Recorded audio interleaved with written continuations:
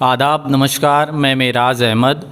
आज हमारे साथ खास मेहमान जन्मेजय यादव जी हैं, जो समाजवादी पार्टी से संबंध रखते हैं, पुराने कार्यकर्ता हैं समाजवादी के। इनके पिताजी की हत्या इसी पॉलिटिकल एसासिनेशन हुआ था, मैं आपको बता दूं, 1999 में। इस पॉलिटिकल सिस्टम की वजह से ही लगातार ये संघर्ष कर रहे हैं। फूलपुर पवई 349 विधानसभा क्षेत्र से समाजवादी पार्टी से ये संघर्ष कर रहे हैं, फील्ड में हैं, युवाओं से राब्ता कायम करते रहते हैं कंटिन्यूअसली। आज हम इनसे जानेंगे, इनसे पूछेंगे कि इनका विज़न क्या है डेवलपमेंट को लेकर के, सामाजिक अपलिफ्टमेंट को लेकर के, कि ये युवाओं के लिए इनका क्या विज़न है और बेरोज़गारों के लिए क्या है। अगर ये जीत करके आते हैं, हमारी उम्मीद है अगर ये जीत करके आते हैं तो इनकी क्या एस्पायरेशन होगी आसपास की फूलपुर पवई की जनता के लिए। इन सारे मुद्दों पर इनसे सवाल पूछेंगे। तो बहुत बहुत स्वागत है आपका सर। बहुत बहुत धन्यवाद आपको और सभी दर्शक गण को भी धन्यवाद जी। तो मेरा पहला सवाल आपसे ये है कि सबसे पहले आप हमें बताइए, अपने पॉलिटिकल कैरियर के बारे में बताइए कि कैसे शुरुआत हुई, कैसे क्या ट्विस्ट आया कि आपने पॉलिटिक्स में जाने की सोच लिया। मैं आपको बताना चाहता हूं कि शुरू से ही हमारे पिताजी की एक सामाजिक सोच थी। उन्होंने गरीबों, मज़दूरों, किसानों, दलितों के लिए निरंतर काम करने का प्रयास किया और हम बचपन से ही देखते आए कि हमारे पिताजी संपूर्ण रूप से समाज के प्रति समर्पित रहे। मैं इस चीज़ को पढ़ाई के समय ध्यान देता था कि हमारे पिताजी सुबह प्रातः 4 बजे स्नान, ध्यान, पूजा पाठ करके फील्ड में निकल जाते थे। ये निरंतर हमने देखने का काम किया। मैं आपको बताना चाहता हूँ कि मैं जब पढ़ाई करता था उस समय मेरे पिताजी पत्र के द्वारा जब इलाहाबाद में गया तो पत्र से लिख कर ये कहते थे कि बेटा तुम अपने एम की तरफ ही देखना। जिस तरह से अर्जुन मछली की आँख देखते थे उसी तरह तुम अपने पढ़ाई पर ध्यान देना। तो मैं बहुत प्रभावित होता था। वो ऐसी कहानियाँ, ऐसी चीज़ें हमको बताते थे जो हमको हमेशा निरंतर प्रोत्साहित करती थी। और वो ये कहा करते थे कि बेटा तुम्हें किसी चीज़ की कमी नहीं, मैंने जो भी अपने जीवन में कमाया है, समाज में लोगों को अपना बनाया है, तुम पढ़ लिख करके एक अधिकारी बनना। ये उनकी एक मंशा थी। लेकिन परिस्थितियां कह लें, प्रकृति को क्या मंजूर था, हमारे पिताजी की 1999 में राजनीतिक हत्या हो गई। और ये राजनीतिक हत्या सिर्फ़ और सिर्फ इसलिए हुई कि माननीय हमारे नेताजी आदरणीय मुलायम सिंह यादव जी ने टिकुरिया के मैदान में कहा कि आपको इस बार विधानसभा फूलपुर से लड़ना है। और हमारे पिताजी उस क्षेत्र में जब आगे बढ़े तो कहीं ना कहीं यहाँ के लोगों को नागवार लगा और नागवार लगने का ये परिणाम रहा कि उनको एहसास होने लगा कि ये इतना लोगों में लोकप्रिय हैं कि अब इन्हें हमें रोक पाना कठिन होगा। तो उन्होंने एक गलत रास्ता चुना और हमारे पिताजी को अपने रास्ते से हटाने का काम किया। जी। मेरा दूसरा सवाल आपसे ये है, समाजवादी विचारधारा से संबंध रखने की सबसे बड़ी वजह क्या ये मानी जा सकती है कि आप यादव जाति से संबंध रखते हैं? नहीं, ऐसी बात नहीं है। यादव जाति का होना समाजवादी होना का द्योतक नहीं है। आप इस चीज़ को मैं समझिए कि हमारे राष्ट्रीय अध्यक्ष माननीय अखिलेश जी जब पिछली बार 2012 में समाजवादी पार्टी की सरकार के मुख्यमंत्री थे, उन्होंने समाजवादी सरकार में जो नीतियां बनाई थीं वो किसी जाति विशेष के लिए, केवल यादव के लिए नहीं बनाई थी। आप इस चीज़ को समझिए। उन्होंने अगर कन्या विद्या धन देने का काम किया, लैपटॉप देने का काम किया, या जो भी उन्होंने योजनाएं बनाई वो केवल यादव के लिए नहीं था, वो मौर्य के लिए भी था, वो प्रजापति के लिए भी था, वो चौहान के लिए भी था, वो हर वर्ग, हर जाति, हर धर्म के लिए था। वो किसी एक धर्म विशेष के लिए कोई योजना नहीं बनाते थे। लेकिन लोगों ने भ्रमित करके समाज में भ्रम फैला करके दो वर्गों में बांट दिया। उन्होंने यादवों के खिलाफ इतना जहर भर दिया कि लोग ये सोचने लगे कि जो भी चीज़ें हो रही हैं सिर्फ और सिर्फ यादव के लिए हो रहा है। लेकिन इस बार अच्छी तरह से लोगों को समझ में आ गया है कि ये केवल और केवल बहका करके हम लोगों के साथ ये राजनीतिक छल किया गया है और कुछ नहीं है। अब बहुत अच्छी तरीके से लोग समझ करके समाजवादी पार्टी के तरफ अपना झुकाव करके समाजवादी पार्टी में अपना मत देने के लिए तैयार बैठे पड़े हैं। जिस हिसाब से राजनीति हो रही है इस समाज में, अलग अलग नेता जो उभर करके MP MLA हो जाते हैं तो उनका टोटल ऑब्जेक्टिव यही हो जाता है कि अपनी झोली कैसे भरा जाए। तो इन सारी चीज़ों से हट करके आपके विचार रहेंगे? ये हम आपको बता देना चाहते हैं कि हमारे पिताजी की सोच रही कि हम गरीब, मजदूर, किसान, ये जितने लोग हैं इनकी हम किसी न किसी तरह से सेवा करें। दीनहीन गरीबों को देखकर स्वयं द्रवित होते थे हमारे पिताजी। अगर वो कभी ठंड में जाया करते थे और देखते थे कि कोई गरीब प्लेटफार्म पे ही सोया है और वो टुटुरा हुआ है, तो अपनी जो महंगी से महंगी शाल उनके जो बदन पे होती थी उसको निकाल कर वो उनको धीरे से ओढ़ाकर अपने गंतव्य की तरफ चले जाते थे। वो इस तरह के सोच के थे हमारे पिताजी और हम उसी सोच में पले बढ़े हैं। उसी सोच को हमने निरंतर अनुभव किया है और मेरे दिल में ये चीज़ है कि जो हमारे पिताजी के सपने थे जो अधूरे रह गए उसको पूरा करने के लिए मैं निरंतर समाज में चल चुका हूँ और नौजवान, बुजुर्ग और अपने पिताजी के मित्रों सबसे मिलता हूँ। वो हमको बहुत ही स्नेह, प्यार और सम्मान के साथ मिलने का काम करते हैं। तब हमें इस बात का फ़क्र होता है कि मैं ऐसे व्यक्ति का बेटा हूँ जिनका समाज में आज 22 वर्ष बीत जाने के बाद भी इतना सम्मान है। तब मुझको एहसास होता है कि रुपया और पैसा समाज में एक साधन हो सकता है, साधक नहीं हो सकता। हमें उसके लिए इस तरह का आचरण, ऐसा व्यवहार, ऐसा कर्म करना पड़ेगा कि जिससे आने वाली हमारी पीढ़ियां, हमारे समाज की पीढ़ियां हमें याद करें और इस चीज़ पे गर्व महसूस करें कि हम एक ऐसे नेता, ऐसे समाज सेवी के मित्र हैं, ऐसे दोस्त हैं कि जो हमारे सभी वर्ग के बारे में सोचने वाले हैं। जी जी, सोच तो अच्छी है आपकी। आगे ये कितनी इम्प्लीमेंट होती है ये देखने वाली बात होगी, यदि विजय हुई या फिर आप जो भी अपना पॉलिटिकल स्ट्रगल आपने जारी रखा है। मेरा अगला सवाल आपसे ये है कि अखिलेश यादव और मुलायम सिंह यादव जी को छोड़ करके कोई ऐसा नेता है जो हिंदुस्तान में आपकी नज़र में सबसे बड़ा नेता हो?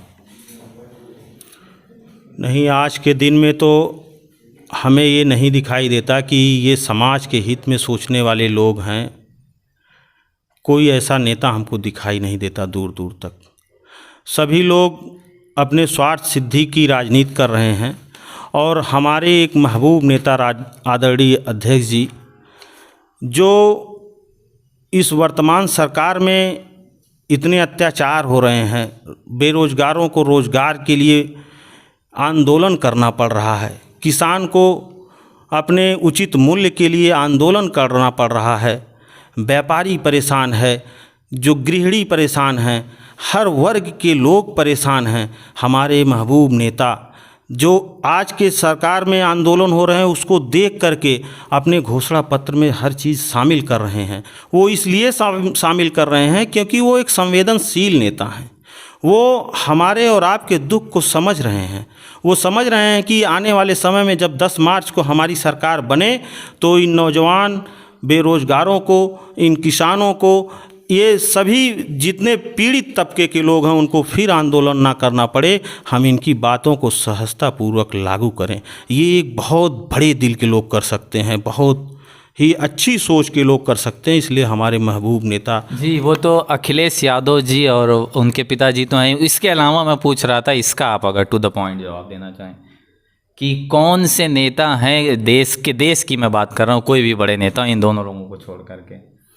नहीं, अभी तो फ़िलहाल हम अपने यूपी की ही बात करते हैं। हमें ये ही समझ में आता है कि आदरणीय राष्ट्रीय अध्यक्ष जी हमारे बहुत ही सौम्य, सुशील और दूर दृष्टि रखने वाले, सभी के सुख दुख को समझने वाले एक महबूब नेता हैं। ठीक है, मेरा अगला सवाल आपसे ये है कि फूलपुर पवई 349 विधानसभा क्षेत्र आती, यहाँ की जनता आपके ऊपर क्यों विश्वास करे? यहाँ की जनता हमारे ऊपर हमारे पिताजी के किए हुए कर्मों के नाते, उनके त्याग तपस्या और बलिदान के नाते, और हम सभी के सुख दुख में जाकर शामिल होते हैं, उनसे मिलते हैं। जब हम कहीं भी चहकारी में किसी दुख की घटना में जाते हैं और वहाँ देखते हैं कि कोई नौजवान बच्चा, कोई नौजवान माँ है, कोई नौजवान बेटी है, जिसके परिवार के लोग का असामयिक घटना हो गया है, तब मैं उनके पास बैठ करके उनके दुख को बांटने का काम करता हूँ, उनको बताने का काम करता हूँ कि आप मुझको देखिए, मेरे जैसा लड़का आज के 14 साल, जब मैं 14 साल था, 22 साल पहले जब मैं 14 साल का था, तो इसी तरह से लोग हमारे दुख के घड़ी में आते थे और लोग ये कहते थे कि अरे बेचारा, ये बेचारा शब्द का यूज करते थे कि इनका तो बिगड़ गया। आप ही समझिए कि हमारे 3 बहनें थीं जो नाबालिग थीं, हम नाबालिग थे। उस समय लोग जब ये चीज़ें कहते थे, हम खुद अपने भविष्य के बारे में नहीं सोच पाते थे कि हम आने वाले समय में क्या कर पाएंगे, हमारे सामने एकदम अंधकार था।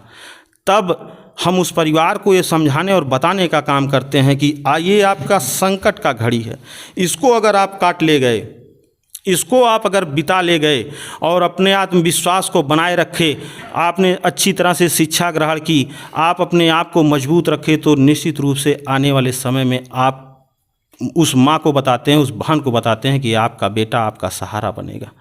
तब उनको एक हौसला होता है, तब उनके दिल में एक ढाढ़स होती है। मैं उनसे बताने का काम करता हूँ, आप रोइए नहीं, बल्कि अपने बेटे और बेटी का सहारा बनिए। यही चीज़ मैं करता हूँ जनता के बीच। ये चीज़ें तो सारी ठीक हैं, क्या ये विजय के बाद भी लोगों से मिलना, बेरोजगारों से, पीड़ितों से, और जो सामाजिक इनजस्टिस के शिकार हुए उन सारे लोगों से जारी रहेगा मिलना जुलना? ये तो मैंने निश्चित कर लिया है कि मैं संपूर्ण रूप से समाज के प्रति अपने जीवन को समर्पित कर दूंगा, और मैं तय करके निकला हूँ, क्योंकि इसके पूर्व में मैंने जो भी निरंतरता से लोगों के बीच में बना रहा, जब मैं लगातार इस चीज़ को चलता, समाज में मिलता जाता आता रहा, तो हमारे छोटे भाई ने एक बार जिक्र किया कि भैया आप इतना ज़्यादा जो है लोगों से मिलते जुलते हैं, लोग आपको इतना स्नेह प्यार करते हैं, आप आज के सोशल नेटवर्किंग का समय है, आप अपने फेसबुक आईडी पर और पेज पर डालने का काम करिए। तो मैंने जब ये चीज़ें हमारे छोटे भाई ने डालना शुरू किया हमारे पेज पे, तो मुझको एक ऐसा रिस्पांस मिला कि काफ़ी लोग हमको पसंद किए, और उसमें ऐसे ऐसे कमेंट आए कि हम आपके साथ हैं, हम आपकी समस्या को समझते हैं। तो निश्चित रूप से मैं अन्याय के खिलाफ़ लड़ रहा हूँ, मेरे साथ बहुत ही ज़्यादती हुई है, और मैं जब कोई दुख सह के निकलता है, सीधा एक आपको कहावत कहूँगा कि जेके फाँव फटन बेवाई ऊ का जाने पीर पराई। जब मैंने दर्द सह के निकला है, मैं अपने आप को ऐसे कठिन परिस्थितियों से आगे बढ़ाया है, तो निश्चित रूप से हमें दूसरों के दर्द को समझने में आसानी होती है, और मैं उसमें जब सहयोग करता हूं तो मुझको बहुत ही आनंद की अनुभूति होती है। क्या लगता है कि बीजेपी और योगी इतना बड़ा ब्रांड हो चुका है इस करंट में, तो समाजवादी को टैकल करना आसान काम है बीजेपी को? नहीं, ब्रांड नहीं हो चुका है, वो कहीं ना कहीं से जनता को 2 वर्गों में बांट करके उन्होंने पिछली बार सरकार बनाई। जनता बहुत अच्छी तरह से इन लोगों के छदम को जान चुकी है, वो ब्रांड नहीं है। ब्रांड तो हमारे महबूब नेता आदरणीय अखिलेश सिंह यादव जी हैं। और आप ये जानिए कि गरीब किसान, गरीब मजदूर अपने बच्चे को इलाहाबाद यूनिवर्सिटी या दिल्ली यूनिवर्सिटी या लखनऊ यूनिवर्सिटी किस तरह से पढ़ाती होगी, किस तरह से भेजती होगी। आज आप किसान, ये ग्रामीण क्षेत्र से आप भी हैं, आप समझिए कि हमारे पास आम पब्लिक के पास बहुत ज़्यादा से ज़्यादा 2 बीघे 3 बीघे, किसी के पास 1 बीघे खेती है।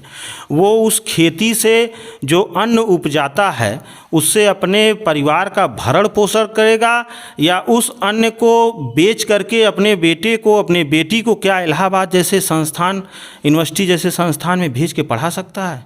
ये बहुत ही कठिन प्रश्न है, ये यक्ष प्रश्न है, इसको समझना पड़ेगा।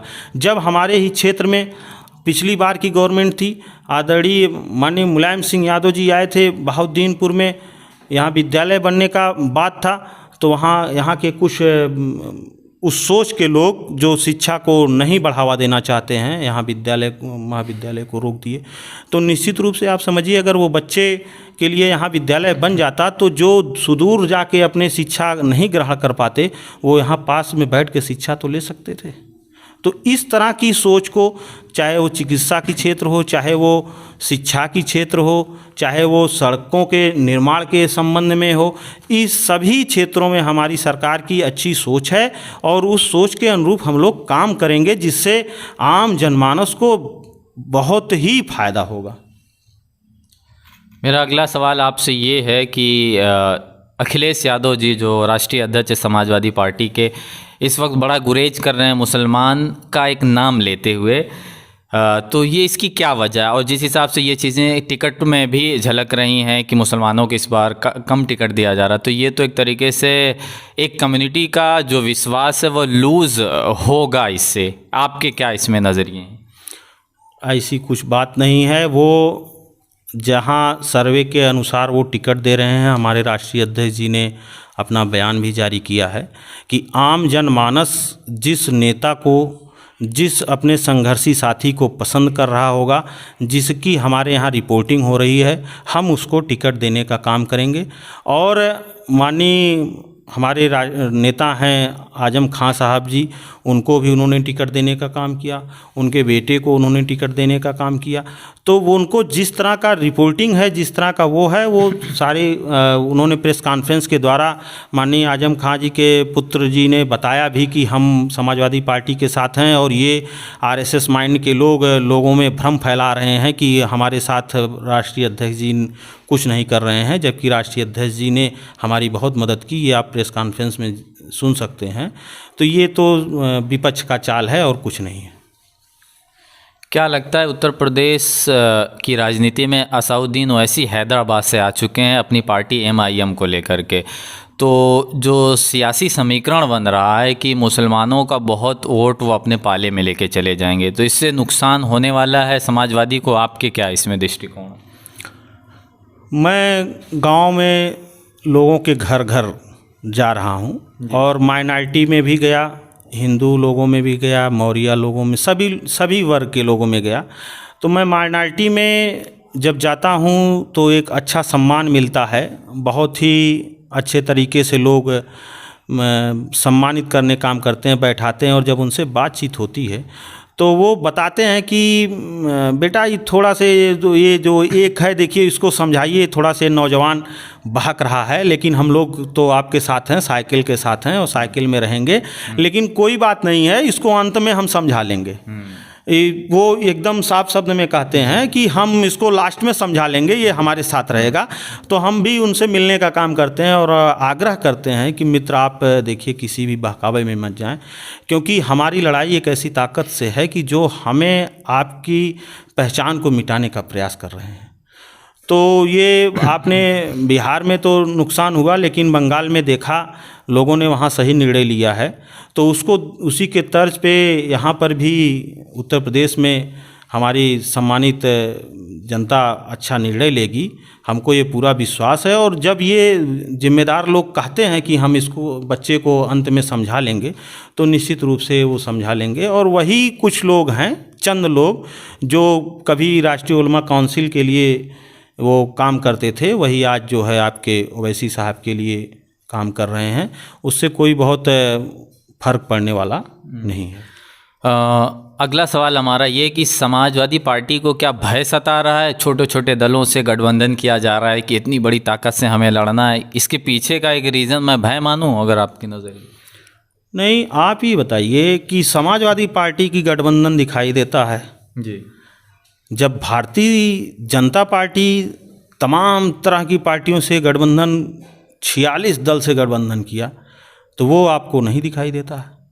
ये सवाल नहीं है, सवाल ये है कि वो अपनी बातों को चाहे मीडिया के माध्यम से, चाहे जिस तरह से प्रोजेक्ट कर ले जाते हैं, और हम लोगों को प्रोजेक्ट करने में वो आसानी सुविधा नहीं मिलती है, क्योंकि वो एक पूंजीपतियों के सहारे चलने वाली सरकार है और हम लोग एक आम किसान, दलित, मजदूर के बीच काम करने वाले लोग हैं, तो वो थोड़ी से हम लोग को कठिनाई आती है इलेक्ट्रॉनिक मीडिया पर। जी, जिस हिसाब से किसानों का बहुत बड़ा आंदोलन हो रहा है और बेरोजगार सड़कों पे आ रहे हैं, अभी कल परसों के एक हफ्ते से आरआरबी के जो अभ्यर्थी हैं, कैंडिडेट हैं, वो भी अलग अलग जगहों पे आंदोलन कर रहे हैं, अपना मूवमेंट जारी किए हुए हैं। पुलिस का रवैया भी बहुत ही उनके अगेंस्ट है वो नौकरी मांगने के लिए। तो इसमें क्या लगता है कि बीजेपी ने जो वादा किया था वो पूरी तरीके से असफल हो रही है?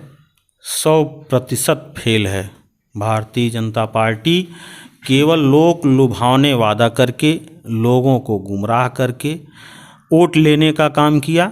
वो नौजवान सड़कों पर है, किसान सड़कों पर है, छात्र एकदम बदहाल है। आप ये समझिए, मैं आज अभी सोच रहा था इस चीज़ को कि वो अंग्रेज़ों का शासन था जिस समय जालियांवाला बाग हत्याकांड हुआ था, और वो एक दरवाजे से निकलने का उसमें जगह था और उसी से वो गोलियां चलाई गई थी। जब आप वीडियो वायरल हुआ होगा, देखे होंगे, इलाहाबाद के लाज में बच्चे दरवाज़ा बंद करके पढ़ रहे थे, उनके खिड़कियों को, उनके दरवाजे को कुंदा से तोड़ा गया, तोड़ करके उन्हें बेरहमी से मारा गया। पूरे खून से लथपथ हैं नौजवान, उनके हाथ में चोट लगी है, पैर में चोट लगी है। ये किस तरह की सरकार है? मैं तो सीधे सीधे कहता हूँ, ये विनाश काले विपरीत बुद्धि पे ये काम कर रहे हैं। इनकी बुद्धि ही भ्रष्ट हो गई है कि हम जो ये नई सपा और नई हवा की बात चल रही है, ये निश्चित रूप से नौजवान क्रांति लेके आएगा। 2014 से, चाहे तो सेंटर हो चाहे तो 2017 से, मैं यहाँ स्टेट की बात कर लूँ, बीजेपी के कोई भी काम एक छोटे से भी हों या फिर कोई नेता जो आपको लगता कि उसने कुछ सेटिस्फैक्ट्री काम किया है किसी भी विधानसभा क्षेत्र से अगर हो? फिलहाल देखिए, हम तो आपको ये बता देना चाहते हैं, हमको लगता है कि हम लोग विधायक विहीन हो जाते हैं या सांसद विहीन हो जाते हैं। इस तरह का यहाँ के लोग प्रतिनिधित्व करते हैं जी।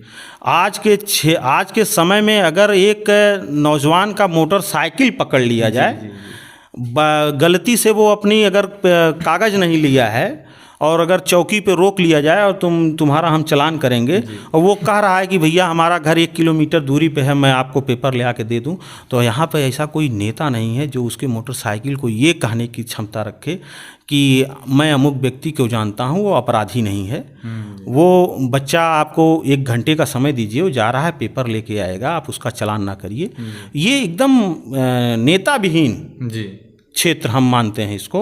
बहुत ही दर्द है, ये आम जनता की दर्द है। आम जनता यहाँ बहुत परेशान है। वो कह रही कि हमें एक ऐसा नेता चाहिए, हमें एक ऐसा विकल्प चाहिए जो हमारे सुख और दुख में शामिल हो। आप ऐसे एक विकल्प के रूप में बन के उभरे? एकदम मैं मानता हूँ और मैं इस चीज़ का आभास कर रहा हूँ कि जनता ने मन बना लिया है और लगातार इस चीज़ को कह रही है कि हम आपके आने पर किसी भी तरह के गुटबाजी में नहीं पड़ेंगे, किसी भी तरह के गुटबाजी में नहीं पड़ेंगे। हम आपके साथ कदम से कदम मिला के चलेंगे और आप जिस तरह से हमारे साथ हैं, हमें उम्मीद है कि आपके साथ न्याय होगा। 2022 में जो चल रहा है, 1 ही 1.5 महीने बचे हुए हैं असेंबली चुनाव के, समाजवादी पार्टी का सबसे बड़ा मिशन क्या है? सबसे बड़ा मिशन समाजवादी पार्टी 300 यूनिट बिजली फ्री जी, सिंचाई फ्री। आप बताइए, गैस सिलेंडर आपको फ्री में दे दिया गया गरीबों को, और गरीबों के पास जो है पैसा नहीं है गैस सिलेंडर भराने के लिए। 1000 रुपये का 1100 रुपये के गैस सिलेंडर मिल रहा है। बिजली का बिल इतना बढ़ा दिए हैं कि लोग लाइट और पंखा जलाने वाले बेचारे जो है 1500 रुपये महीने का बिल भर रहे हैं। तो अगर हमारे महबूब नेता आदरणीय अखिलेश यादव जी कहते हैं कि हम 300 यूनिट बिजली आपको फ्री देंगे, तो आप समझिए कि कम से कम वो किसान, वो मजदूर गरीब के लिए 18,000 रुपये सालीना में लगभग बचत बहुत बड़ी बात है। और जो 500 रुपये का विधवा पेंशन, वृद्धा पेंशन, ये समाजवादी पेंशन दी जाती थी जो बंद कर दी गई है, नहीं मिल रहा है लोगों को, तो वो अगर हमारे महबूब नेता ने कहा कि उसको हम 3 गुना कर रहे हैं, 1500 रुपया कर रहे हैं, जो साल में 6,000 मिलता था अब वो साल में 18,000 मिलेगा। आप कल्पना करिए कि गरीब जो माँ हैं, जो वृद्धा हैं, उनको कौन परिवार का ऐसा व्यक्ति है कमाने वाला जो अपने माँ को ही अपने जेब से निकाल के कहता होगा कि ये माई पकड़ है, 1500 रुपया पकड़ते हैं, अपन सुरती बीड़ी और जौन तो नमकीन दाना खाए के मन कही ओके मंगा ली। आज किसी के पास नहीं, सब लोग अपने अपने परेशानियों में व्यस्त हैं कि हम कैसे अपने बच्चों को फीस दें, कैसे हम जो है दाल लेके आए, कैसे कड़ू तेल लेके आए। सारी महंगाई डबल हो गई, तो आदमी कहाँ उस वृद्धा के तरफ ध्यान दे पाता है। तो हमारा एक ऐसा महबूब नेता जो पूरे उत्तर प्रदेश की माँओं को अपनी माँ मान ले, ये बहुत बड़ी बात है जी। ये एक ऐसी सोच है कि जिसको सुप्रीम कोर्ट ने ये वक्तव्य दिया कि वास्तव में अखिलेश यादव, ये भाजपा वाले गए थे सुप्रीम कोर्ट चले गए थे कि ये जो है आचार संहिता का उल्लंघन कर रहे हैं, ये प्रलोभन दे रहे हैं। तो कोर्ट ने कहा कि ये तो बहुत अच्छी सोच है, ये बहुत अच्छी योजना है, इसको मैं हटाओ, इसको अपील उन्होंने खारिज कर दी। ये सोचिए, इस तरह के सोच के नेता को अगर हम नहीं समझ पा रहे हैं तो कहीं ना कहीं हमारी बहुत बड़ी भूल है जी। अगला सवाल मेरा ये है, किसान जो आंदोलन कर रहे थे उस पे है, किसानों को जो लखीमपुर खीरी में कुचला गया था, एसआईटी की रिपोर्ट आई, उसमें हालांकि ये जो एसआईटी की रिपोर्ट थी वो योगी सरकार द्वारा ही गठित थी, ये चीज़ें आ भी गई, चीज़ें सामने आ गई, उसका कॉन्सिक्वेंस की ये हत्या नहीं है, ये हत्या है, दुर्घटना नहीं है, तो कार्रवाई होनी चाहिए थी कि नहीं आपके विचार से? एकदम कार्रवाई होनी चाहिए थी, ये तो बहुत बड़ा अन्याय है जी। और पूर्व में मैं पढ़ा था, लाल बहादुर शास्त्री जी जब हमारे प्रधानमंत्री नहीं थे, वो रेल मंत्री थे, एक रेल दुर्घटना हो गई थी। उस समय उन्होंने अपनी नैतिक जिम्मेदारी दे करके इस्तीफा दे दिया था मंत्री पद से, और ये तो सीधे सीधे इनके बेटे दोषी हैं, इनको नैतिकता के आधार पर इस्तीफा दे देना चाहिए जी। ये एकदम ही गलत है, ये किसानों के साथ बहुत बड़ा अन्याय है जी। सीएम योगी, चीफ मिनिस्टर योगी आदित्यनाथ जी, हम उत्तर प्रदेश के सीएम हैं पिछले 5 सालों से, इलेक्शन भी सामने है, 2-4 शब्द अगर आप उनके बारे में ब्रीफली कहना चाहें। उनके बारे में क्या कहें, वो कह के कुछ आए थे, करके कुछ जा रहे हैं, जा रहे हैं, ये आप लोग मान रहे हैं? ये 100% सत्य है, क्योंकि आम जनमानस ने एकदम मन बना लिया है, नौजवान एक जनसैलाब के रूप में हमारे राष्ट्रीय अध्यक्ष जी की तरफ झुकाव कर दिया है। और आप ये जानिए कि वही सरकार अस्थाई शासन कर सकती है जो लोक कल्याणकारी कार्यों को, सामाजिक हित को, सांप्रदायिक सौहार्दता को मेंटेन करे। ये लोग कभी इस चीज़ पे काम नहीं करते हैं, ये केवल फूट डालो और राज करो की नीति पे काम करते हैं। आखिरी सवाल हमारा ये है कि 349 फूलपुर पवई की जनता को आप क्या मैसेज देना चाहेंगे इस चुनाव के परिप्रेक्ष्य में? फूलपुर पवई की जनता बहुत महान जनता है।